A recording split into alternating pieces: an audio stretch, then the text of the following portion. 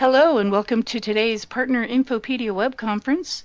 You've joined us for a fast track for D365 operations, Tech Talk Servicing. Presenting for us today from Microsoft, we have Senior R&D Solution Architect, Claudia Betz-Haubold. Claudia, the floor is all yours. Thank you, Janice, and good morning, everybody. My name is Claudia Betz-Haubold, and I'm here with my dear EMEA colleagues, Mark and Vam, will be helping me answer the questions today for the servicing for Dynamics 365 Corporation's Tech Talk. Thank you all for making time this morning. We have a very clear and crisp agenda. I actually think we'll have plenty of time to address all of your questions. What we will do in this Tech Talk is we'll go through the main scenarios for servicing of your environment. And those main scenarios are code promotion, data refresh operations, and then a set of other requests that I'll explain in a little bit more detail. The major part of this session is going to be dedicated to demos. So we'll go into Dynamics 365 for operations and actually take a look at all the various scenarios. I have links in this deck that you will get after this presentation, so that should direct you to all the right places regarding the material I present here. So if you take a look at the servicing scenarios, I mentioned code promotion. What do we mean by code promotion? So the first one is applying deployable packages. Yeah, you have code, it might be just hot fixes, you might do certain customizations to the environment. You want to apply those to your environment. So you might want to apply those to a sandbox or to your production environment. As of January, we have streamlined the experience of applying those deployable packages to your various sandboxes. So it now works the same way, no matter whether you have a dev test topology or a tier 2 environment. So those deployable packages are a self-service mechanism in LCS by which you can maintain your environment. And when it comes to production, there is an extra step there. It is a scheduled operation that our DSE, that is Dynamic Service Engineering team, will perform. And in order to do that, you'll have to mark the release candidate. So I'll show you that in the environment itself. The second set of servicing scenarios that we will be talking about has to do with data. And that is mostly the database refresh and the database point-in-time restore operations that we will be talking about. And that is from, so you'll see in some detail, it will depend on which environment are your source and your target when you do those operations. And I'll show you those different service requests in the system. What is important to know is that we currently have 3 different service requests. One is called database refresh, one is called database point-in-time restore, and then we have an other request.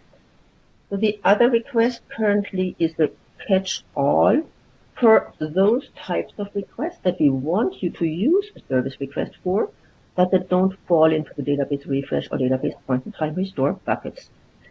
You should expect to see changes continuously happening in that area over time. As you might know, or hopefully do know, we do have monthly LCS releases, and I would encourage everybody to really stay on top of what is changing every month. You should expect that we will come up with more different request types that allow you to interact with our service engineering team on a very structured basis and to submit those requests as they arise. And we are currently monitoring constantly what kind of requests are being asked and what we need to improve in that area. Some examples of the things that currently fall into the other request bucket are data refresh to production, if it's not live yet, or point-in-time restores on a production environment that isn't live yet. The reason why we don't let you do the data refresh to production via a data refresh request is just because it is, we don't want to make it too easy for you to shoot yourself in the foot. Production environment is a more, constrained environment, and we want to make sure that you don't accidentally ever do overwrite your production data. The other request is also to be used for putting the system into maintenance mode or for the application of ISV license type, for data mart reset, for management reporter, as well as you have a need to update the secret steps on your environment. These are the things we envision you to do via service request. Now, normally you submit a service request, it will get acknowledged, it will get acted upon, and at some point of time it will get completed. Sometimes you also will see a service request being denied. So first thing, don't take that personal. It doesn't mean that we don't take your need to have that service performed serious. You might just have used the wrong type of service request to ask for what you want us to do. Sometimes it is that we really want you to go through a support ticket, which is the fourth bucket here that I'll be talking about. Sometimes it's also that you might think that this is something that, our service engineering team does, but it's actually something that you can do yourself. So in all those cases, the first thing to do when you have a service request that got denied, ask the solution architect that is assigned to your project what it is, why did it get denied, and what should you be doing to get your service fulfilled. And we'll talk, we'll work with you and make sure that your needs are met. Now the fourth bucket here, that is the support ticket. So there is mostly two different service requests where we really want you to start with a support ticket. And at the end of the day, it will still be the service engineering department that will do the work. But if you need a data refresh on a live production system, where you want to copy data from Sandbox to your production that is live operating already, or you want a point-in-time restore on your live production system, this is something where we want you to start with a support ticket, and then support will work on also identifying the root causes of what went wrong in production that require this action to be taken, and then we still work with you to get the situation resolved. So those are the four big buckets, and I think it'll all become clearer if you have any questions at this point when we go into the demo. Before we do that, we've thrown in a lead time and SLA slide here. I'm not going to read through all the individual lead times and downtimes for each of those scenarios, but it's something for you to be aware of. If you do code promotion to your Sandbox environments, that is something that, as you're there, you say, I need this deployable package applied to my Sandbox, it happens right away.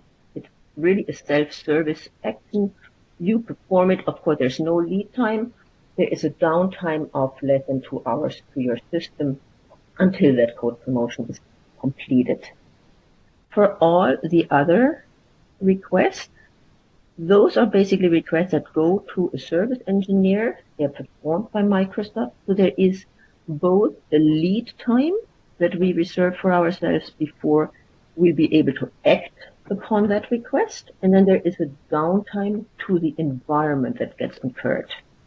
We let you specify the downtime that when you want that to happen, and we're constantly working on reducing both the lead time and the downtime. So we've heard your feedback that this is something that is hurting you in your project right now in terms of the speed of getting those service requests acted upon.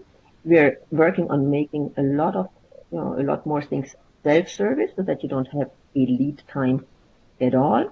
And we're really working on decreasing the downtime as well. You should have seen some major improvements with the January release, where we've been able to cut down the time it takes to deploy or to apply a deployable package on a production environment by about 50%. So we're making good progress there, and we're continuing to invest in this area. So with this, I will jump over to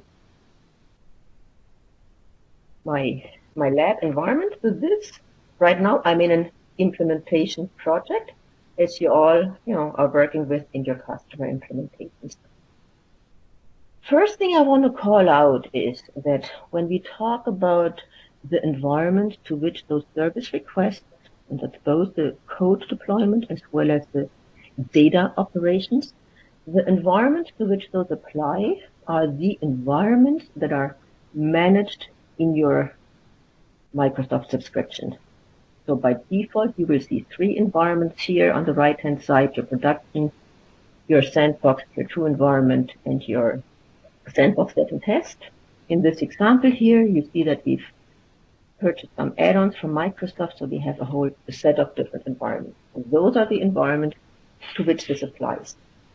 Question we frequently get is, what about your cloud-hosted environments? Those environments that you run under your own Azure subscription, both within the same LCS implementation project or in a different project. Those environments are not considered in our service request. If it's code deployment, you still go through a runbook there. If it's database copy, you'll have to do that on your own. Just want to make that clear. It's all about the environment in your managed subscription. So let's start with the code deployment. Code deployment always starts in the asset library. So here, if you go to the menu, you go to asset library. That's the asset library of your project. There's a tab here for software deployable packages. So if you want to deploy a deployable package, you first have to upload it to your asset library, and you can do this by either uploading it from your file system, or you can import it from your shared asset library. Those are the 2 ways in which you can get deployable packages into your asset library of this project. And that is the first step that is a prerequisite to apply a deployable package to an environment. Now that it's there, let me go to one of my environments here. So what I've done is I simply went to environment. I went to full details. I go to full details. That opens this page here. I'm on my sandbox environment. What you see here is a maintain button. So this maintain button, I click here, I get the option to apply updates. This is what I want to select, and I want to apply a package. This shows me the list of all the packages I have available in my asset library. So I select the package I want to apply, and then I simply say apply. I won't be doing that right now because it is going to block the environment for a while, but this is the process that it goes through.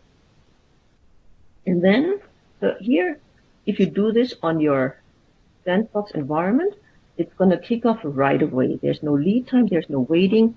The second I click apply, it's going to start running. I have another environment here where I've already deployed that package. So this is the view I will see once it is applied. And during the time that it is applied, you will also see this window here. So the difference is, if you look at this again, here I see manage environments. On this one here, when you said you want to apply a hotfix, an additional tab called binary hotfixes or environment updates is showing up. And on this environment updates tab, I see the progress of the application of that hotfix or of that package, to be honest. So here I see all my 103 steps have completed. If it's running, you always see which step it is on. And if there were any failures, it would stop on the step where you had a failure and call that out. But here everything's completed successfully. So now the next action I can take on that package application is I can look at the log. I can also download the entire runbook. That is a step that you would take if you had a failure. That's normally your next course of action. If you look at the log, you look at where the failure occurred. You try to fix the underlying errors and resume your package application, but then, the normal case would be that there are no errors. And now you can sign off or close with issues. What that is meant for is for you an ability to track the quality status of the package you applied. So what you would do now that you've applied the package, you'll do some smoke testing on the environment to make sure everything works. Normally, you've applied some hot fixes, so you had a reason to do so. You want to make sure that the issue for which you applied the hotfix is actually really solved by the application of that hotfix, that all your processes still work. Your consultants are going to log in and do their business process testing. Everything works well. You click sign off. If there is issues, you can also close with issues. But that's more for you to track the quality of that, of that application. So that is for the application of a hotfix on your sandbox environment. Now, let's say everything went well. You've signed off on it. Now you want to apply that same package to your production environment. What you will have to do to make that happen is you'll go back to your asset library. You'll select that hotfix that you just applied, and you'll mark it as a release candidate. Marking it as a release candidate, we have this one.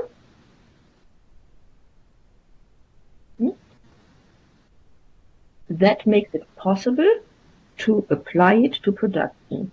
And if you just go back, and you can do this, and you can also unmark it again. If I want to go back to the second hotfix I had here and see release candidate again, I just want to talk you through the error message I saw here. It said, the package binary fixes. It can't be marked as a release candidate because you haven't deployed that to a sandbox environment. So there's two prerequisites for the application of a package to a production environment. You must have applied it to your sandbox, and you must say, this is my release candidate. We check both.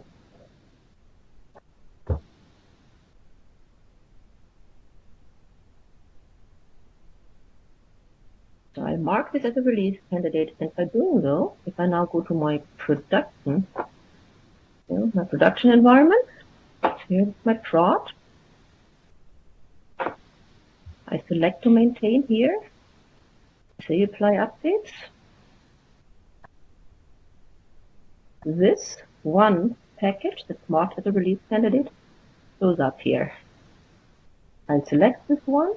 So here now you see a tiny little difference to when I did this on my sandbox. On my sandbox I could just apply it right away. Here now that is a schedule dialog. So this is where you can say what your preferred downtime is, when it should start and when it should end. And as you can see, we automatically apply the lead time to the suggested downtime window. So that is from now plus the 8 hours of lead time. You can schedule it to happen later, your downtime, but not earlier. Then you confirm, and that would kick off. In the time between you confirming and the lead time actually kicking in, you have the ability to cancel this again, the request. You can also swap out the deployable package if something changes between now and the time you actually want to apply that binary or that package. Good. So that is the application of code to environment. Are there questions to this at this point? Yes, Claudia, at this moment we have a question from Victor Peslia, and he's asking us if it's possible to unapply the code package to remove applied code in case it causes some critical issues. I think it's a very good question. Definitely is something which is on our agenda and that we are working hard on to achieve. But as far as I know, at the moment, we don't have that feature available. And we will update you definitely as soon if this feature becomes available. Yeah. Thank you, Mark. That is a question. Yeah, we've heard. Thank you. So now that we've covered the code promotion scenarios, both on a sandbox and on the production environment. The next set of scenarios I want to go to are the service requests that have to do with database refresh and database point-in-time restore. And just to reiterate here, so those service requests are to refresh from production to sandbox. That is a quite common scenario. It's actually a piece of guidance we give to each of our projects. That is, after you go live on production, the thing you want to do is to refresh your UAT environment with production data. It's also the first thing that you do when you run into an issue in production is to refresh the data back to a test environment on which you can actually really debug the issue that's going on. Another common scenario when it comes to data refresh is from sandbox to sandbox. Now, if you just have the standard environment, you have one tier 2 sandbox, so that's not really applicable. But a lot of our projects, you'll have a few add-ons where you might have a performance testing add-on, you might have a pre-production environment in addition to your UAT environment. So you want to be able to copy data between Azure SQL databases very quickly.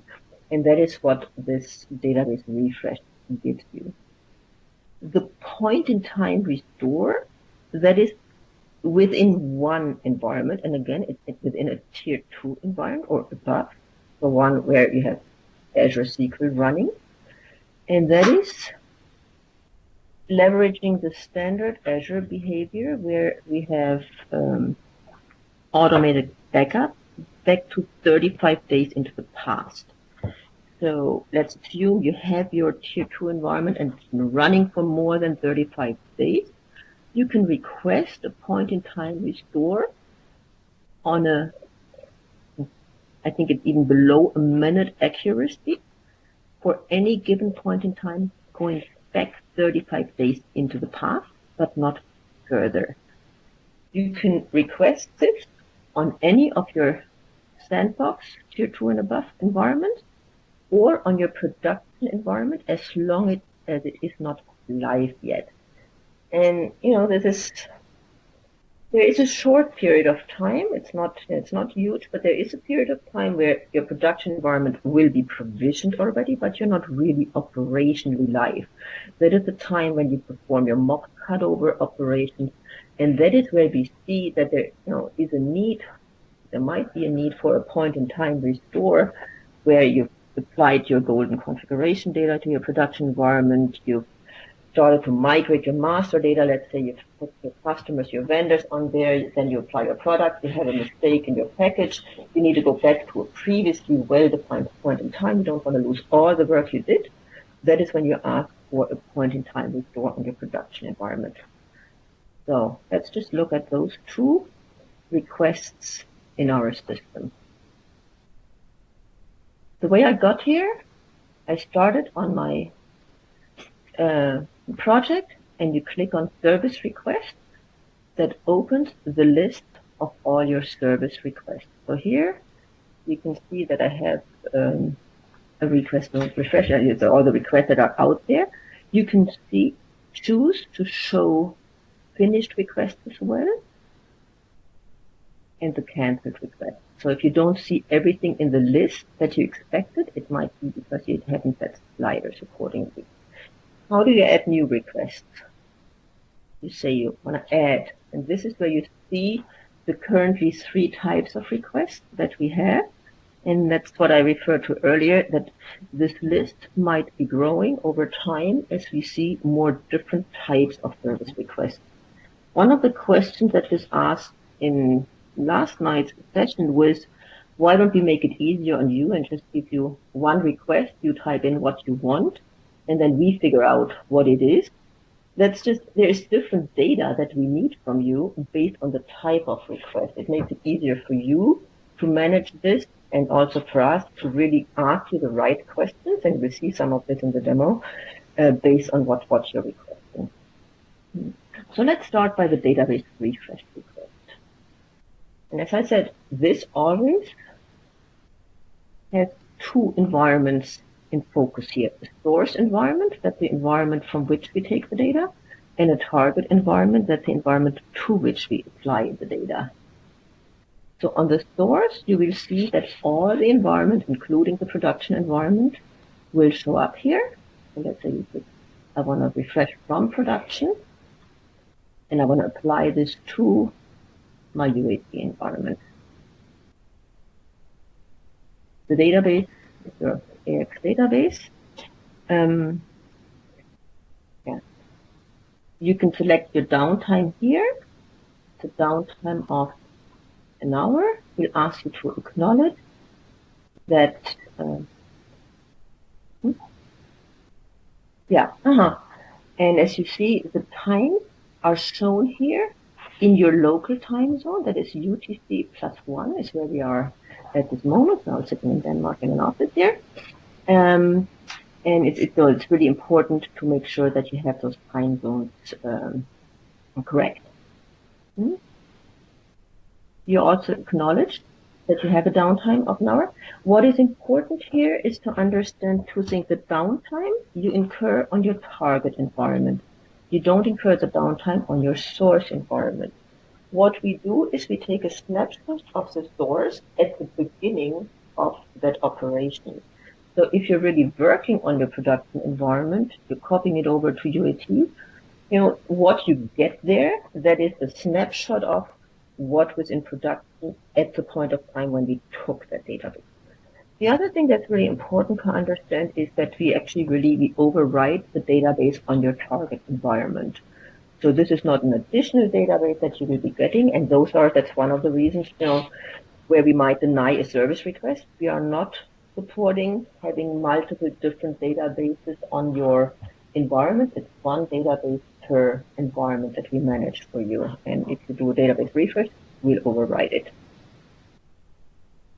So here, let me say next, what you see here is a certain set of terms and conditions, and I encourage you to really read through those carefully, where we talk about some things you should be aware of when you do copy data, which is such as, at this point of time, and again, that's a question we frequently get, we don't support Azure Blob Storage copy along with the database copy yet. It's something that we're working on. We've heard that loud and clear from some of our projects that this is a need. We do support this when we copy things to production or we do an upgrade, but not when we copy in between sandbox environments, but it's actually being worked on right now. It's also when you copy from production back to a sandbox environment, we want to make sure that only all users are getting disabled except for the admin user, because there are certain things you need to be aware of when you copy your production data. You might be copying personally identifiable information.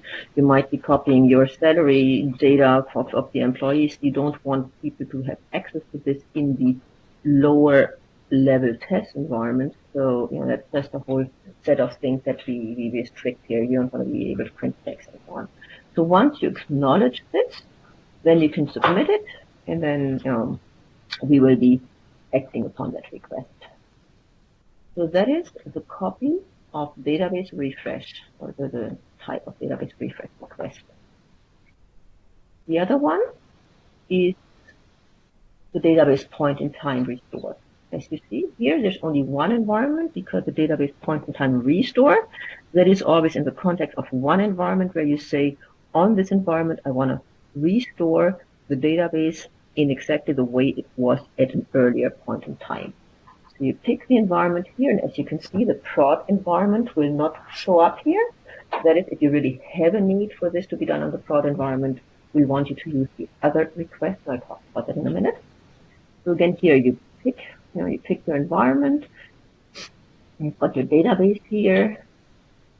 You say what is exactly the time point that you want to have restored. And again, here, all the times here are displayed in your local time zone.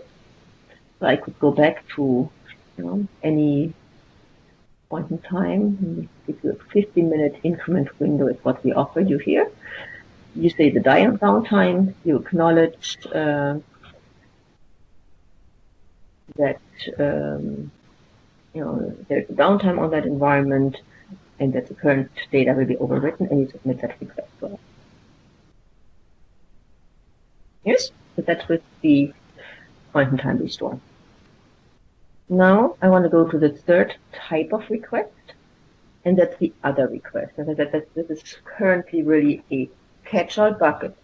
You will be using this for data refresh operations if it is to the production environment that you want to copy from Sandbox to production before it's live. We see that a lot of projects use this operation to initially seed their production environment with data from their golden configuration or their their UAT environment, something where you have all your starting data but no transactions yet. You can easily seed your production environment once with that data.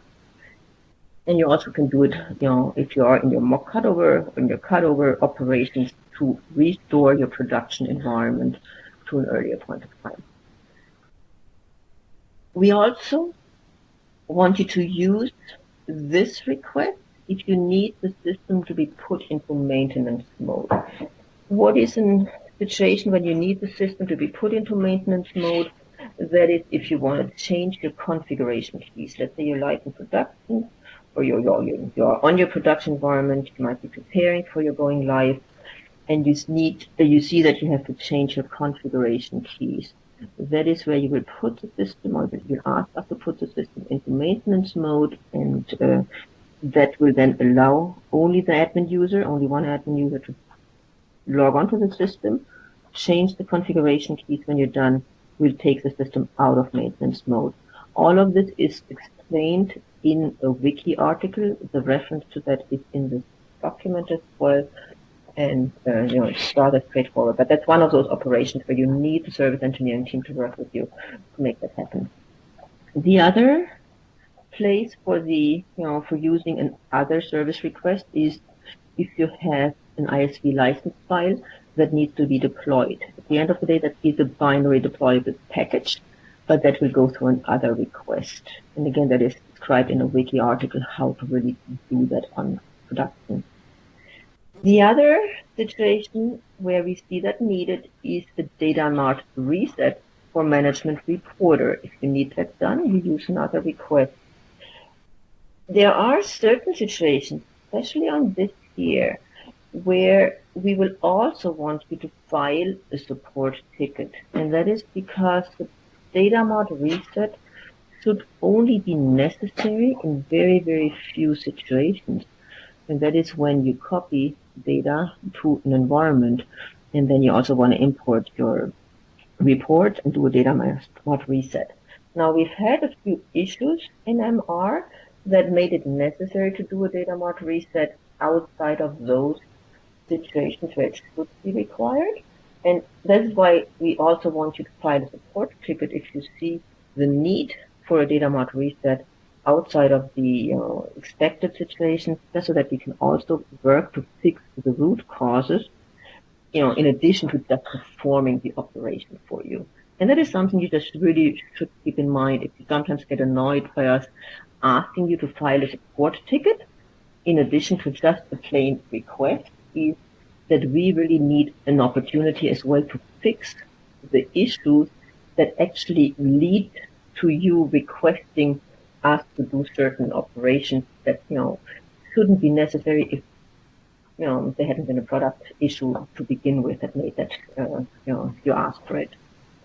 And then the last request that we expect you to put into the other request is if you need an update of SQLstat.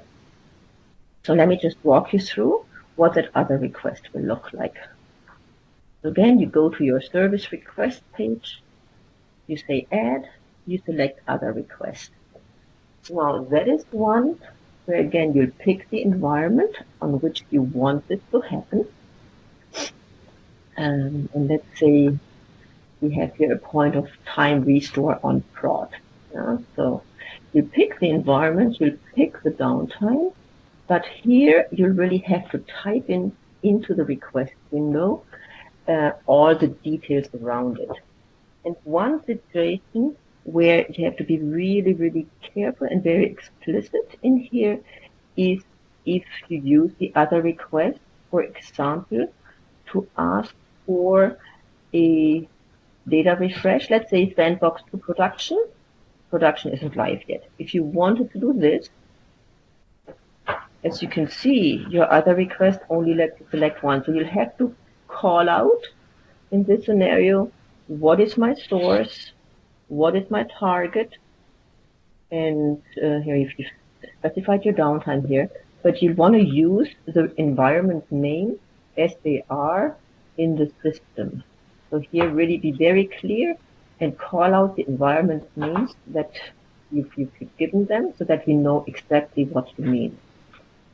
Another example, if you want to ask for a point of time restore on your prod environment, we'll want you to call out the time that you want restored correctly, and you'll have to give us the time zone that you're using. So you can either specify that in UTC, or you say it, you use your local time zone, but then please state it the way it's here as well. You say UTC +1, so that we know exactly, without any ambiguity, what is the source environment, the target environment, and the time zone, or the timestamp that we want us to apply.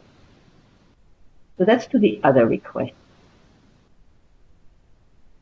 Are there any questions to this from the Yes, we do chat have window? a lot of questions already. Okay.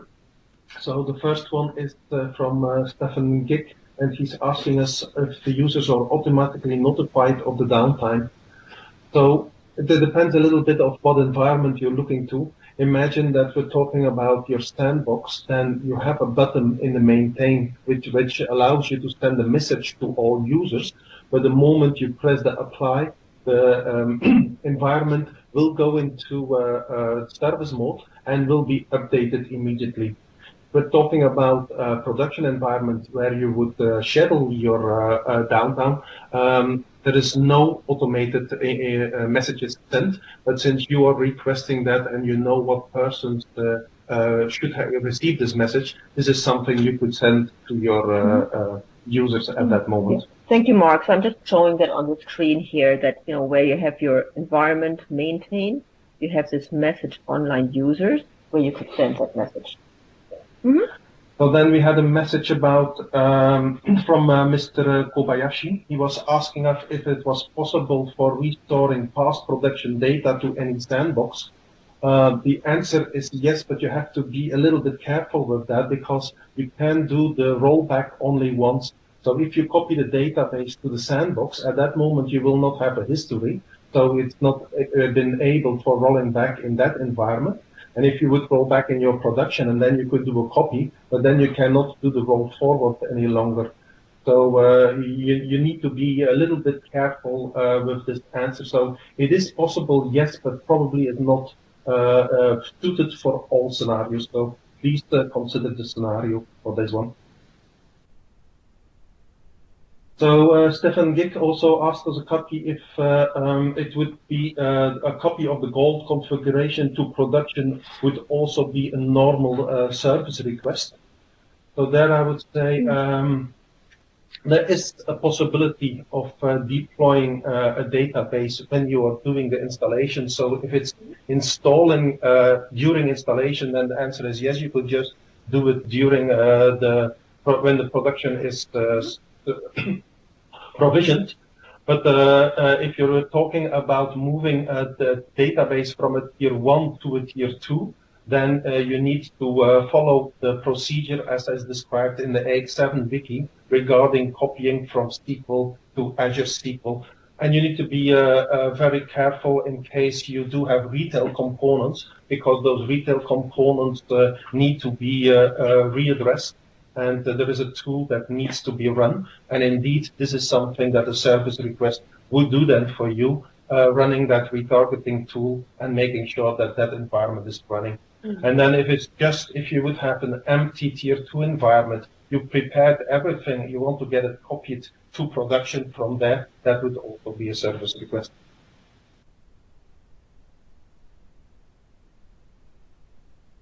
Next question would be for the restore process. What is about secondary read only and entity DB? Is this restored as well? The answer is no. It's the same as with your MR. So this databases will have to be reset by doing a service request.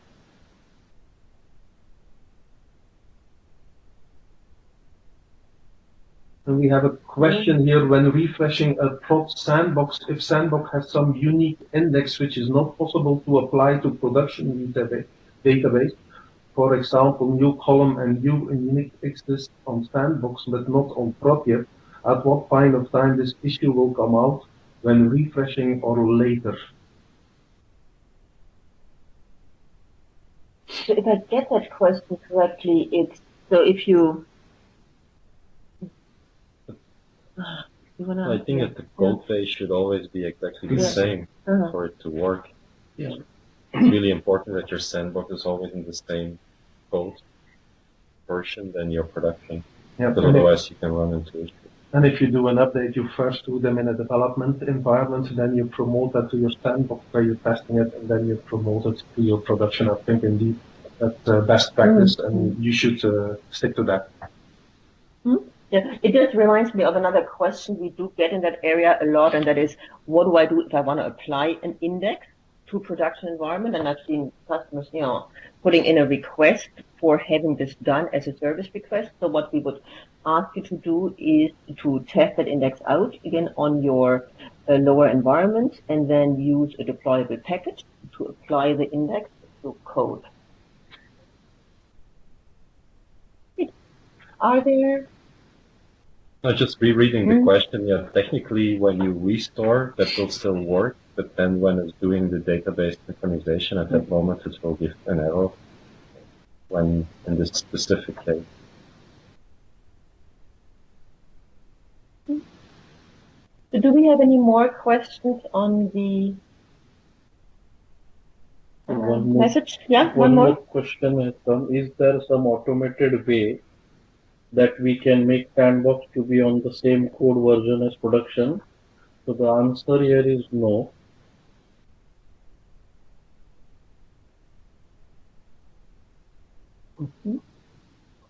Yeah, but again, if you follow the code flow, normally you should always have, we see it a lot from live customers that have one phase live and then they're working on the next phase. These projects normally need to have multiple multi-box environment or tier 2 or higher environments. One is always the UAT, which is an exact code-based copy of production to service your live environment. And then you maybe have other multi-box environments to do integration testing for your next phase. But you should not mix up. Also, if you have an urgent critical issue in production and you need to debug it, you also need to be able to make a copy in your sandbox. It's really important to have a UAT sandbox because it's exactly the same code base as your production. Yeah, great point. So really consider this in your environment planning, specifically after doing additional rollouts and being live in production, how many environments you actually need. Good. So just want to reiterate here, you can look at the lead times, we've done the demos. So I have a set of links about SLA compliance and support, as well as some of the the wiki articles that we've referred to here, but in general on the wiki page, if you look for something like maintenance mode or ISV license, you will find the wiki articles that I've talked about that go very specifically to those different scenarios and describe step by step, in a way that's beyond what we can address here in a tech talk, how you can do that.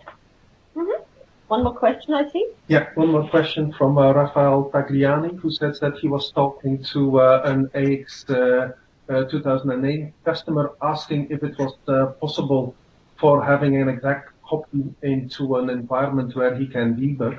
So the answer is yes, you can request for a copy of your production database to another tier 2 environment. That can be your UAT environment, as Davey was mentioning for the previous question. If you are doing projects at that time, it means that you need to have an additional environment for doing this kind of debugging. So you would overwrite then the database with the production data, and at that moment you are able for having an AOS with debugging possibilities to that database. The first time you will have to raise a service request because some ports has to be opened for allowing access to that database. So the first time you just need to request a service ticket.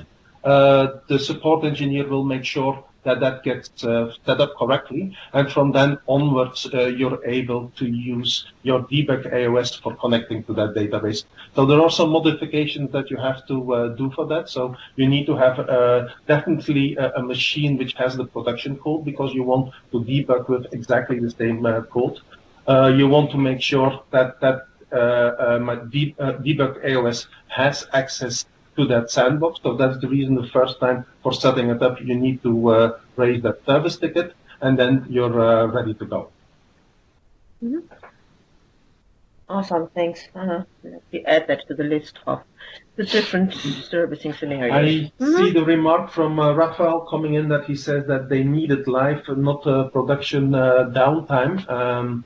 That's unfortunately not feasible at the moment. So also, if I'm allowed to say, in Dynamics in AX 2009 and AX 2012, it was definitely not encouraged for doing debugging in live systems, because if you put breakpoints, you could stop all users because you're not sure that that code will not be touched by other users. So first of all, if other users touching it, you're not able to see what you you wanted to see. And secondly, you might block a lot of other customers who are not aware that you're debugging. But the short answer is no. We don't have any possibility for debugging live production databases at the moment. I see that, of course. You could also ask those if you really have an urgent need for getting a copy of a production because you have an urgent issue, then of course you raise a support ticket, and if that support ticket allows us for doing that copy faster, we will not use the 8 hours downtime for it. So there is, although our SLAs or the downtime plus the copy time, we can squeeze it in and make sure that we can do that as fast as possible. And I would advise you to make sure that your debug AOS and that test environment is already ready for that, so that it's just a matter of copying the database and start doing it. And I can guarantee you it will take you a couple of hours and not a couple of days for that. Yeah. Awesome. I just want to say that the copy from production data to UAT database is very soon become a self-serve possibility as well. So there are a few beta test customers at the moment, and because we have seen the urgency of this, so that you're able to immediately refresh UAT with production data. Then we have a message from Louis Xavier, who is asking us what is the turnaround time for provisioning in the new sandbox environment. So that's of course a little bit a loaded question, because where do you start? If it's if you need still to buy the environment, then you need to go through all the paperwork. So you will have to raise purchase order. Purchase order will have to be signed off in your own organization and so on. So typically, what we see in practice is that it takes a couple of days at least before you think about having a new environment and the button being available in your LCS page. Once we have the button and it's just a matter of provisioning, then the SLA for provisioning a new environment is 2 working days. Also there, the SLA is of course making sure that we can cover also if something goes wrong. So if you would look into what is our average time, then typically I would say if you deploy it before the morning US, so that would be somewhere in our early afternoon, then typically by next morning the environment is already available. Yeah. So it takes us somewhere 8 hours, but just making sure that we might encounter some problems. Our guaranteed SLA is 2 working days. Yeah. Yeah, and if I can just add to what Mark just said, you have some control over that by really making sure that when you configure the request for a new environment, you make sure you select the right data center, so the same one in which all your other environments are deployed.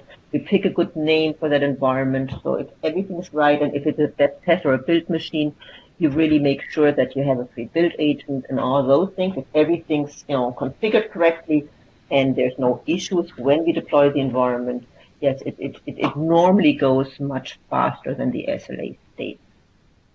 With this, I would like to hand it over to Janice. If there's still more questions coming up, we will have a chance to address those before the end of the hour. All right, thank you, Claudia. All right, audience, I'm going to post a link in the messages panel. You should be seeing it on the left-hand side of your screen right now. That's a link to a short survey for this web conference, and we ask that you please take a moment before logging out to access it. We hope that you found today's information helpful, and if you enjoyed today's web conference or have feedback on how we can provide you with a better event, this is your chance to let us know. The survey scores are on a scale from 1 to 5, with 5 being the highest score possible. And we're going to go ahead and take another look at Q&A, and I don't see any new questions that have come in. Claudia, do you have any final thoughts before we wrap up here? No, so I thank you all for your attendance today and for the great set of questions. I do encourage you, if you have any follow-up questions, do reach out to your solution architects. I know between each of your solution architects is sitting in the room here. So yeah, reach out to us and we'll make sure that we get your questions addressed, and we're working on the content and going to improve it over time based on the feedback we provide. Thank you very much. All right, thank you, Claudia. All right, attendees, you can access the web conference recording via a link that will be delivered within 3 to 5 business days post-conference. I'd like to extend a big thank you to our presenters, Claudia and her Q&A team, and thank you, audience, for logging in and joining us today. This does conclude today's web conference, and you may now disconnect.